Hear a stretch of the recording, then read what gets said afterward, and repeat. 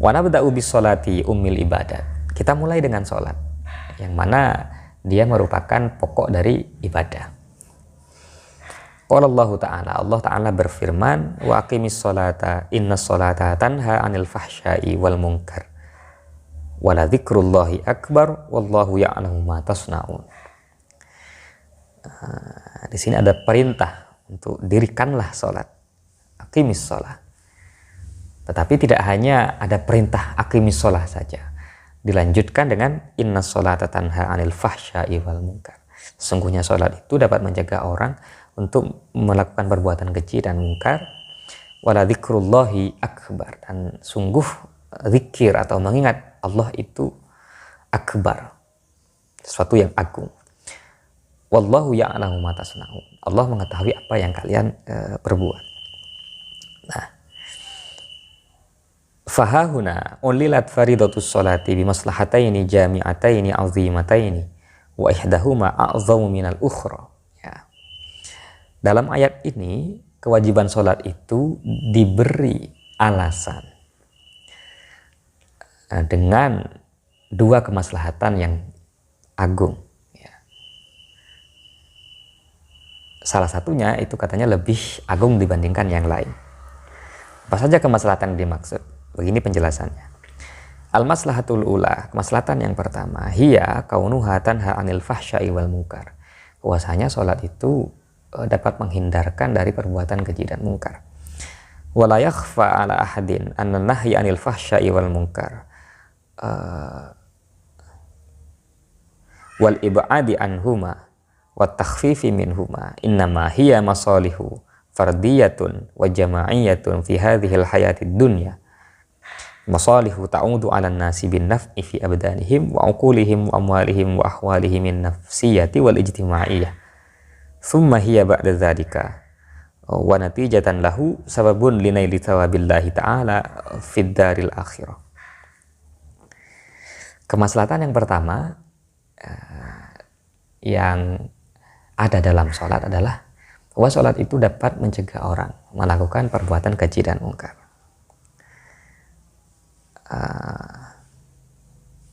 Jadi kalau seseorang berhasil menghindarkan dirinya dari perbuatan yang keji dan mungkar, maka dia akan memperoleh kemaslahatan yang dapat diperoleh dengan menghindari perbuatan keji dan mungkar ini adalah kemaslahatan yang tidak hanya individual tetapi juga kemaslahatan yang bersifat sosial. Itu bukan hanya kemaslahatan yang kembali kepada individu tetapi juga masyarakat secara umum. Ya.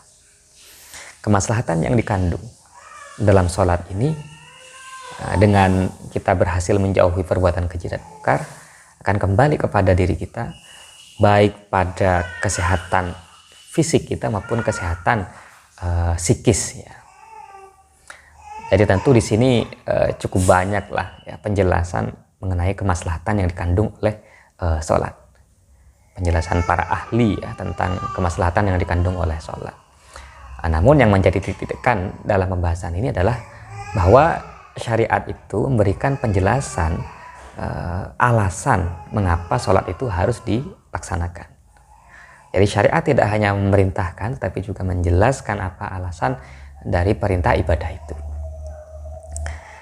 Wa amal maslahatu tsaniyatu, kemaslahatan yang kedua, allati ulilat biha as-salatu fi hadhil ayah fa hiya dzikrullah. Ya, kemaslahatan kedua yang menjadi alasan diperintahkannya salat adalah dzikrullah, wala dzikrullahi akbar, ya. Alladzi huwa akbaru mim maslahatin nahyi 'anil fahsya'i wal munkar. Di mana dzikrullah itu merupakan kemaslahatan yang lebih besar daripada kemaslahatan menghindar dari perbuatan keji dan mungkar. Dengan sholat, seseorang bisa zikrullah, ya. Dan itu adalah kemaslahatan yang dapat diperoleh seorang dalam melaksanakan sholat. Dan kemaslahatan tersebut lebih besar nilainya daripada kemaslahatan lain yang dikandung oleh sholat, yakni menghindar dari perbuatan keji atau terhindar dari perbuatan keji dan mungkar. Nah, walidzalika ja'at ta'lilu bihi wahdahu fi ayatin ukhra. Oleh karena itulah terdapat alasan tersebut dalam ayat yang lain. Hiya qauluhu ta'ala, yakni firman Allah Ta'ala, wa aqimis sholata li dzikri.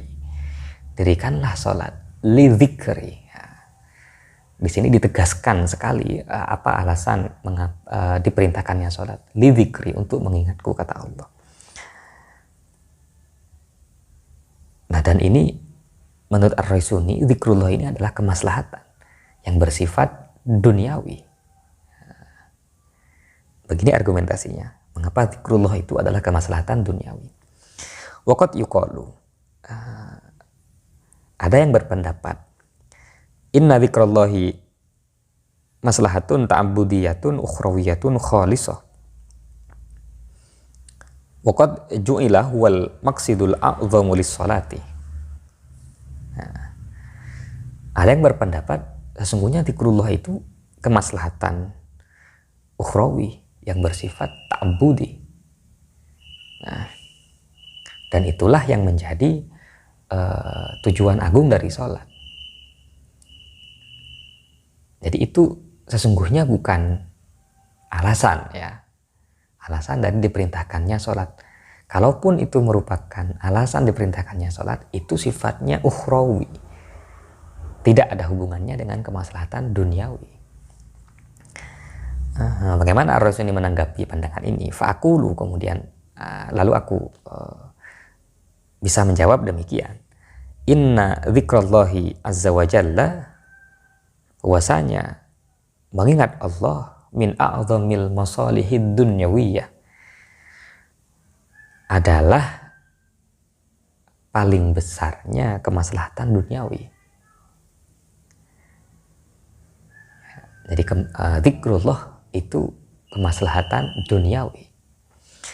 Awalaisa asma ma yarghubun nasu fihi fi hayatihim wa yabhatsuna anhu lailahum wa naharahum huwa sa'ada.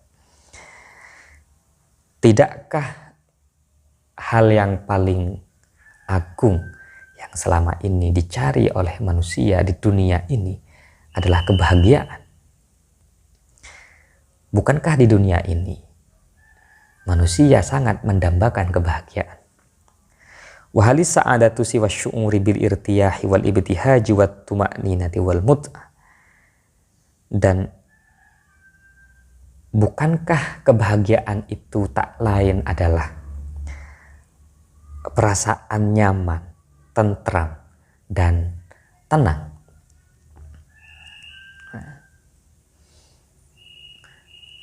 Idza kana al-amru kadzalika wa huwa la syakka kadzalika fa inna a'la darajati sa'adati dunyawiyah wa asma maqamatiha hiya tilka allati yatahassaluha adz-dzakiruna lillah al-khashi'una fi kanfihi yamla'uhumul yaqin wa yaghmuruhumur ridha wa tuma'ninah.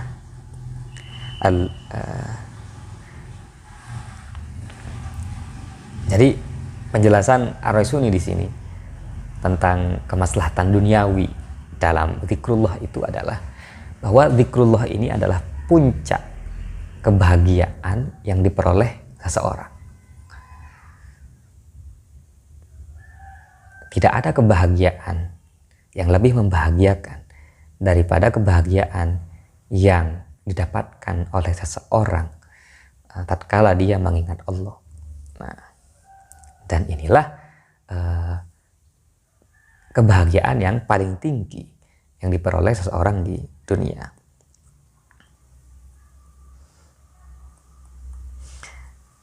Di sini ada penjelasan, argumentasi Qur'ani juga. Alladzina amanu wa tatma'innu qulubukum bi dzikrillah. Ala bi dzikrillahi tatma'innul qulub. Ya. Jadi ketenangan hati dapat diperoleh dengan zikrullah. Summa inna hadhil halatal qalbiyyata ruhiyyata samiyata yakunu laha in'ikasun syamilun ala sahibiha fi badanihi wa nafsihi wa fikrihi wa sulukihi wa min in'ikasatihi annaha tufdi ila nahyi anil fahsya'i wal munkar Fatasiru hadhil maslahatu far'an anil ukhra wa samratan min samaratiha. Nah, ketika seseorang telah berhasil mencapai kebahagiaan dengan zikrullah itu, maka kebahagiaan tersebut akan terejawantah atau terrefleksikan di dalam fisiknya, di dalam di dalam jasmaninya, dalam pemikirannya, dalam tindak tanduknya. Nah, salah satu refleksi ketika orang sudah bahagia dengan zikrullah adalah dia pasti akan terhindar atau menghindar dari perbuatan keji dan mungkar. Jadi sesungguhnya zikrullah ini merupakan kemaslahatan asali dari sholat, di mana menghindar dari perbuatan keji dan mungkar adalah buah dari kemaslahatan itu. Nah, falidzalika akullihi kanat maslahatu dzikrillahi hiya kubra masalihis shalah ma'tubiratil maqsidal awwalalah.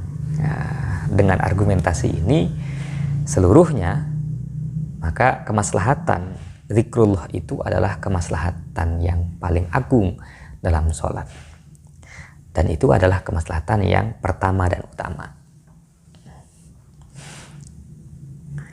Nah, itu penjelasan atau bukti pertama bahwa syariat memberikan alasan serta maksud dan tujuan yang bersifat duniawi dalam perintah ibadah. Di sholat saja yang merupakan ummul ibadah, pokok ibadah, Allah menjelaskan apa maksud dan tujuannya secara gamblang dalam Al-Quran. Wa amma zakatu, lalu kita beralih ke zakat. Famasalihuhad dunyawiyatu wat tarbawiyatu wal ijtimaiyatu yudrikuha wa yalmusuha al khassatu wal amma wa yalmisuha al khassatu wal amma wa hiya awdahu wa adharu min an tahtaja ila bayanin wastidlal. Kemaslahatan duniawi atau kemaslahatan tarbawi, ya, dan sosial yang terdapat atau terkandung dalam zakat tentu sudah diketahui oleh siapapun, ya, tanpa perlu dijelaskan. Jadi dengan melaksanakan zakat, seorang telah berhasil, ya, mendidik dirinya agar dia terbiasa membantu orang lain yang membutuhkan, ya. Dan dengan begitu harmoni sosial akan terwujud, sehingga tidak ada perpecahan di tengah-tengah masyarakat gara-gara ketimpangan dalam ekonomi, ketimpangan finansial. Ya, tidak perlu ada perdebatan lagi soal ini mengenai kemaslahatan yang terkandung dalam zakat. Jadi tujuannya bukan kenyamanan di akhirat, tetapi menciptakan keadilan sosial ekonomi di dunia.